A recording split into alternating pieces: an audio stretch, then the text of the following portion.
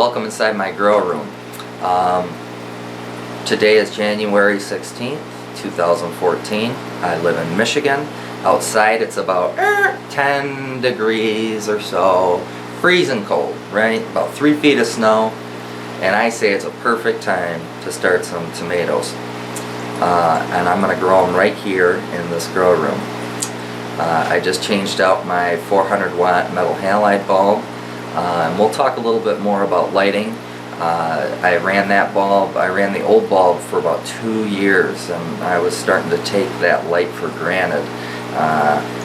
It's amazing what a new bulb and the type of output it puts in. So I'll show you some stuff on that.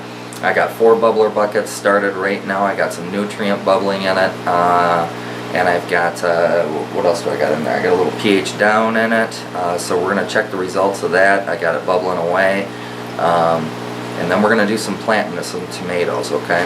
I got 2 varieties started. I've got a mortgage lifter, which is a beefsteak, an heirloom beefsteak tomato, so hopefully if it grows out well, I can save some seeds from it, plant them in the summer.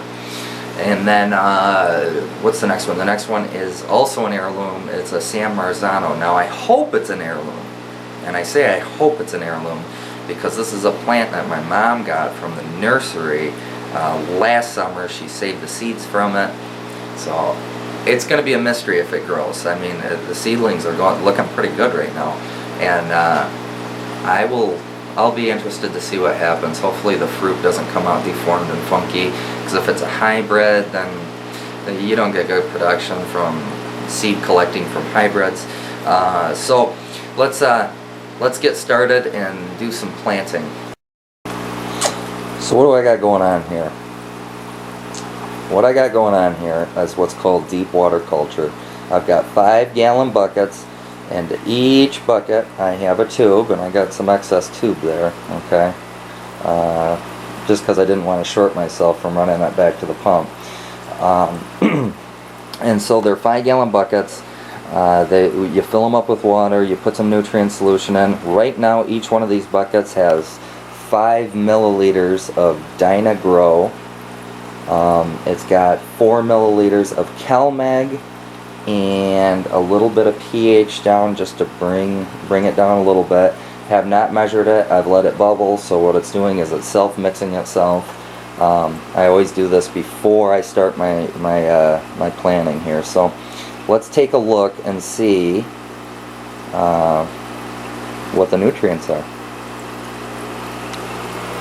Okay, so I got the pumps shut off because I find that if you got the bubblers running while you are taking measurements on the pH and the parts per million of the nutrient solution, you get some funky readings. I think the bubbles kind of throw it off a little bit. So we've got those turned off. Again, this is deep water culture, 5 gallons.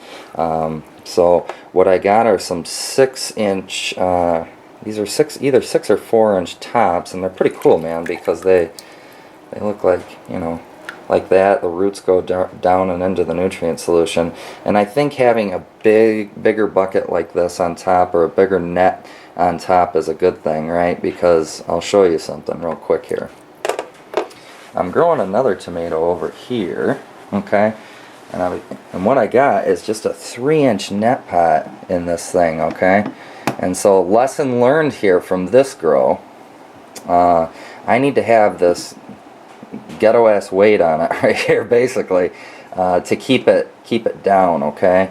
And so same method. I mean, look at the roots on that thing, man. I mean, they are white. You can't tell because of the sodium bulb above here. It gives off that red hue, but it's got a unbelievable root system. It's really white and pristine. So anyway, so I'm using a bigger pot on this thing.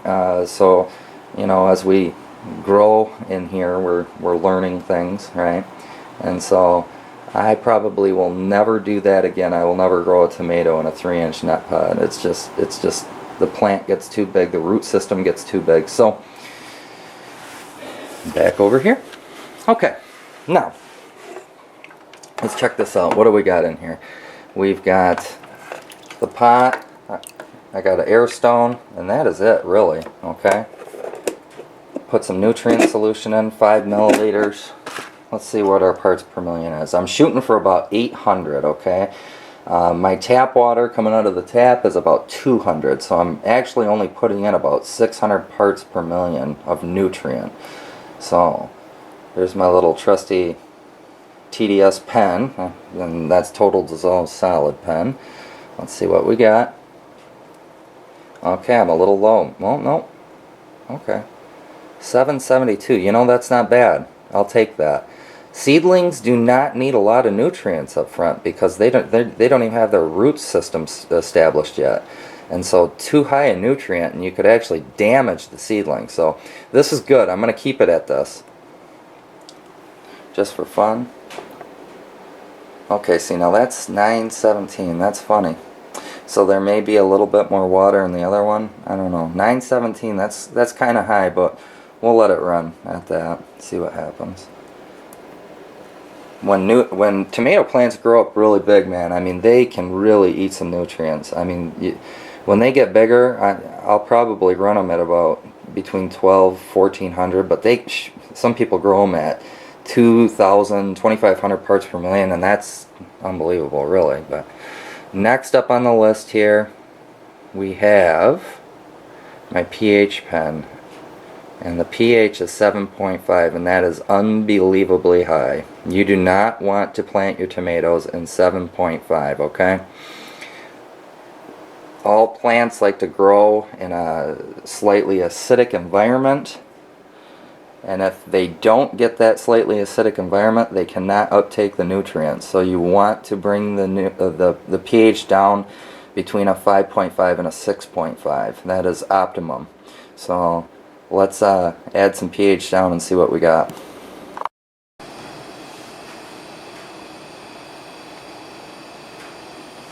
Alright, so I added some pH down, let it circulate for a little bit. Let's recheck it. 5.8. 5.8 is perfect. I'll take it. Oh, 5.7.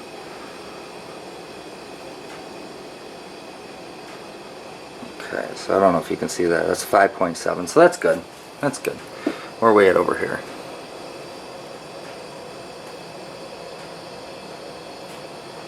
Ah, 6.2. I'll take 6.2. Okay, that'll work. Cool.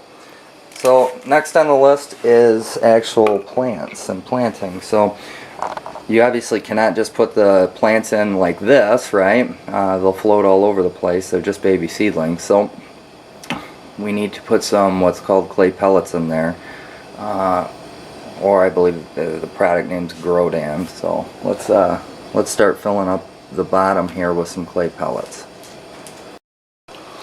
Alright, so I got it filled up with some clay pebbles here, and the cool thing about the clay pellets that you can get is that they're reusable. Just wash them out really good. Some people soak them in chlorine, which is a good idea, just in case there's some bacteria in there. And so we got the bottom filled up. We got a little bit of space for the water there, so you want your grow cube and your seedling touching water a little bit. So let's pick one of these dudes out. Let's pick a nice healthy one. We'll do our San Marzano. And these grew a little bit leggy, which is okay. And some would say that it's still too young to transplant these. I don't know. I think it's ready to go, and I'm kind of glad it's leggy, because then I can just fill it with the clay pellets all the way up to the leaves there. So let's put it in like that, and now we're going to backfill around it with all kinds of pebbles here. So 1 second.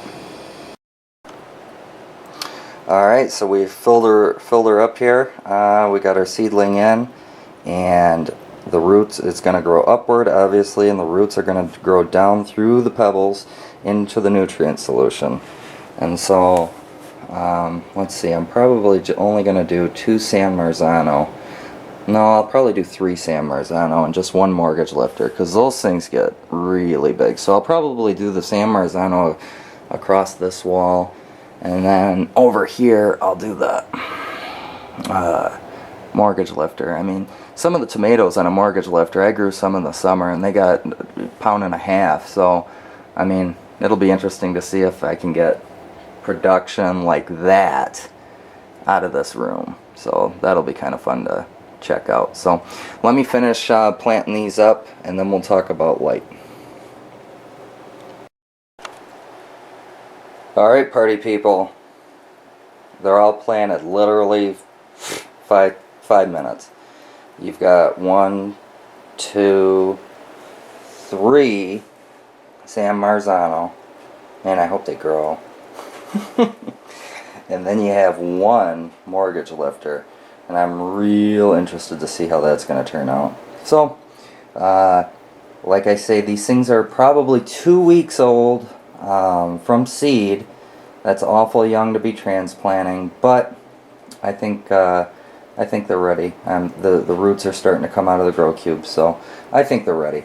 So this is how I start my tomatoes. So I'll probably do another update in about 30 days or so, and we can check it out. So that's how we get them started. I'm gonna go kick the pumps back on. Alright, let's do a quick recap. Filled the buckets up, we got some nutrient in there. Keep her between, I don't know, let's go between 600 and 900. I got one running at 900, so they don't need a lot up front. I will probably let these buckets run all the way until the roots get about 4 or 5 inches down into the water. So, and then I will switch out the nutrients. So I'm thinking like 2-3 weeks-ish.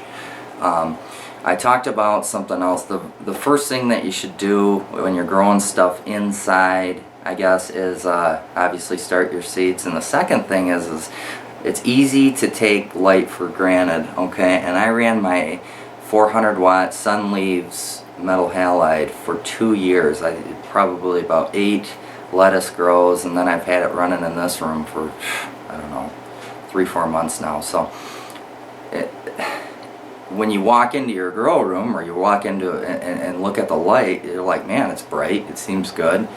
But today I went to the hydroponic store and I picked up a new bulb, and I went with just a Plant Max 400 watt 4200K metal halide bulb here. And I have an app on my smartphone that measures light, and light's typically measured in foot candles, okay? So to give you a for instance, let's say when the right in the peak of summer, when the sun is high in the sky, noon, 1 o'clock-ish, when it's at its absolute brightest, at the peak of summer, sun will kick out, you know, on a cloudless day, sun will kick out about 10,000 foot candles, give or take, okay? So if you want an idea of how your room is running, check out some apps. If you got an iPhone, just search grow light, right, or light intensity. There's free apps out there, and you can get them for free, and you can actually measure how many foot candles are going on in your room. And so what you can also do is, like I did, and I'll give you an example here. I'll give you 2 screenshots of the before and after. So on my old bulb, and both of these were measured at 24 inches below the bulb, okay? So I held my phone up 24 inches exactly, and I measured the intensity of the old bulb, a 2-year-old bulb that seemed bright, seemed to be working fine, right? And then I put this on, and look at the difference, 24 inches below the bulb. So I suggest anytime you do a grow, you may want to consider, you know, after 8, 9, 10 months, a year, give or take, changing out bulbs, because it makes a big difference. Take a look at these 2 shots. First one's before, second one's after.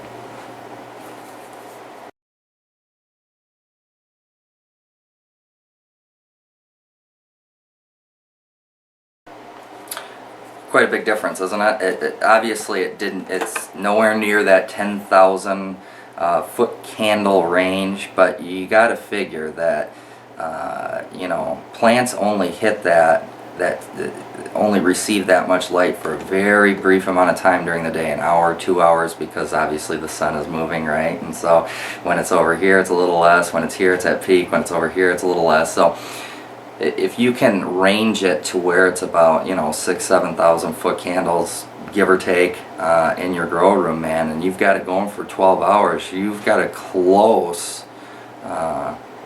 environment to the sun, man. So you can grow some tomatoes, and you can grow some peppers and some cucumbers and things of that nature.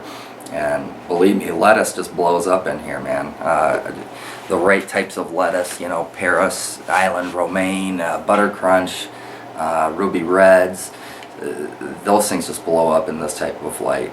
So that should be about it, I guess. This was the first video, so we've got it started. I'll probably shoot another one in about 30 days and give you an update on the progress of all 4 tomatoes. Hopefully they all make it. Thanks for checking in on me. Boom.